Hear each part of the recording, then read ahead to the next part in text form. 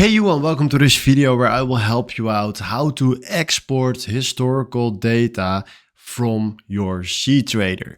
And if you want to do this, it's quite simple, because the first thing that you need to know that if you go right here to your screen and select right here trade watch, and we do this again, you need to enable this to export data from your history.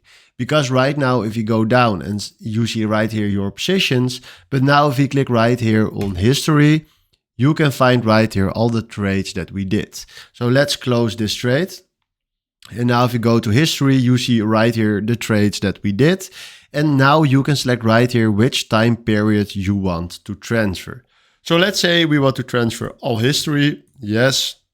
This is fine. And then right now what we're going to do is we select right here statement. So we click here on statement and now you will see this page.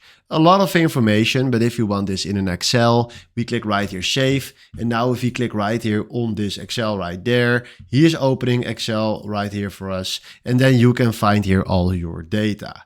So this is how you can download your historical data from cTrader. Hopefully this was the video we was looking for. Thanks for watching and have a wonderful day. Ciao.